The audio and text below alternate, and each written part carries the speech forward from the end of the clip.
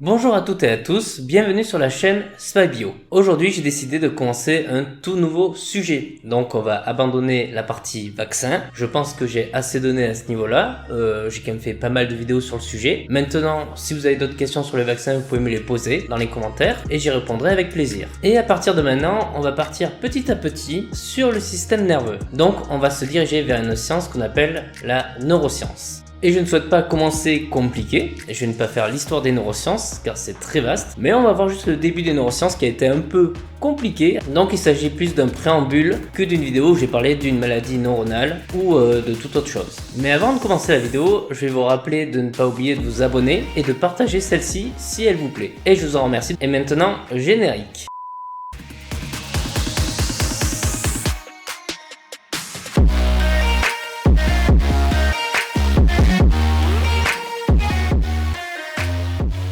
Donc pour partir sur les neurosciences, je vais faire une première vidéo déjà sur c'est quoi les neurosciences, c'est quoi le système nerveux et c'est quoi le cerveau. Alors les neurosciences c'est la science des neurones. Alors les neurones ce sont des constituants du cerveau, ce sont des cellules et donc c'est en globalité l'étude du système nerveux. Donc les systèmes nerveux c'est notre cerveau mais c'est aussi tout ce qui est nerveux, donc tous les nerfs qui sont partout dans notre corps qu'on pouvait voir sur cette image là, sur cet écran. À partir de maintenant je vais rester sur le cerveau et sur son histoire, les premières fois où on a étudié le cerveau. Et il faut remonter à très longtemps, il faut remonter à l'Antiquité. Donc on va remonter à l'Antiquité, mais il faut savoir que le cerveau, ça a été un organe qui a été souvent délaissé. Les neurosciences font partie des sciences les plus jeunes. Et je vais maintenant appeler à la barre un philosophe scientifique qu'on connaît assez bien, qui est Aristote. Donc avant de vous présenter ce qu'a conclu Aristote, parce qu'on va dire qu'il a conclu, il n'a pas étudié le cerveau, on va dire que son niveau d'implication et de recherche au niveau du cerveau a été un peu ridicule, il s'est trompé en soi, mais ses justifications sont juste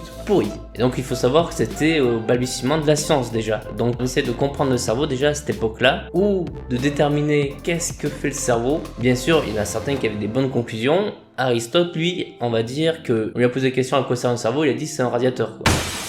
Voilà, c'est pas plus que ça. Pour lui, le cerveau, il permet juste d'acclimater notre corps. Donc, on a un des organes les plus lourds, qui consomme le plus d'énergie et de ressources dans notre corps. Pour Aristote, c'est un radiateur. Il faut pas lui en vouloir aussi. À cette époque, il connaissait vraiment rien du tout. Et donc, vu que pour Aristote, le cerveau, c'est un radiateur, où se passent les facultés mentales, les émotions, les humeurs, notre réflexion, notre connaissance, où on stocke tout ça. Et pour Aristote, c'était dans le cœur. Et là, je vais vous donner la justification d'Aristote. Préparez-vous. C'est le cœur, car le cœur est sec et chaud. Le cœur possède des facultés mentales parce qu'il est sec et chaud.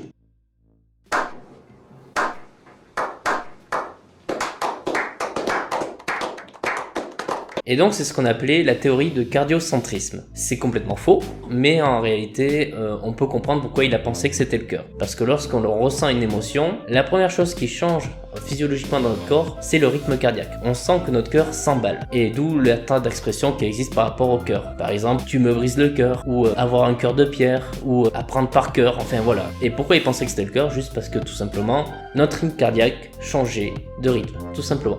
Parce qu'on était soit stressé, des fois on était calme donc le cœur allait doucement, des fois on était amoureux donc on avait des pics, de la tachycardie tout simplement, c'est de la tachycardie en fait, le cœur s'emballe par moment suivant nos émotions actuelles. Et en fait, le cœur il s'emballe justement, c'est grâce au cerveau. Le cœur est indépendant du cerveau en soi parce qu'il a un pacemaker, donc un rythme cardiaque inclus dans le cœur, donc il est autonome. Mais le cerveau innerve le cœur par deux systèmes, le parasympathique qui est une forme de frein, donc qui permet de maintenir le cœur entre 60 et 80 battements par minute quand on est au repos. Quand on est face à un danger ou qu'on ressent beaucoup trop d'émotions, notre cœur peut battre jusqu'à 200 battements par minute. Et ça c'est dû au système orthosympathique. Si on déconnecte le cœur va continuer à battre à environ 110 battements par minute. Par contre, pour une souris, le rythme cardiaque est totalement différent de celui de l'humain. Une souris, son rythme cardiaque est estimé entre 300 et 600 battements par minute. Et donc on revient à Aristote. Aristote, pour lui, le cœur, c'est les facultés mentales. Le cerveau, c'est un radiateur. Pourquoi? Parce que le cerveau, il a beaucoup d'innervation. En gros, il a beaucoup de vaisseaux sanguins, tout simplement.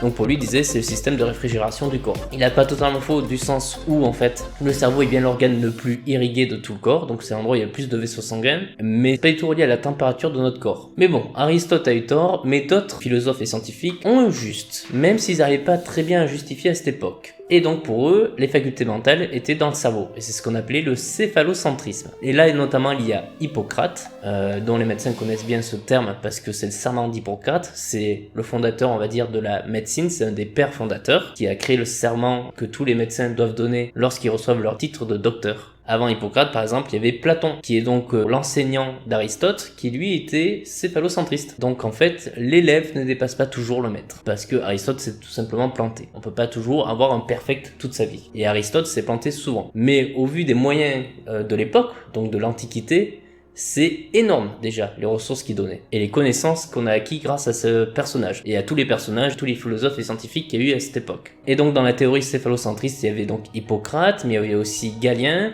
il y avait aussi Hérophile et Érasistrate. Et pendant de longues années, on n'a pas évolué, notamment en Europe, parce que c'était le Moyen-Âge. Mais le Moyen-Âge a duré bien trop longtemps, et le Moyen-Âge, c'était le clergé et la royauté qui commandaient énormément. Le problème, c'est que le clergé se base énormément sur les dires d'Aristote. Et donc pour eux, les facultés mentales étaient dans le cœur aussi. Donc on n'a pas fait évoluer les neurosciences pendant 1000 ans. Bravo! Bon, heureusement, on a dépassé ce stade de Moyen-Âge, et à partir de là, d'autres médecins sont intéressés au cerveau et ont commencé à élucider à quoi il sert. Et maintenant, on va passer à la deuxième question. Quelles sont les fonctions du cerveau?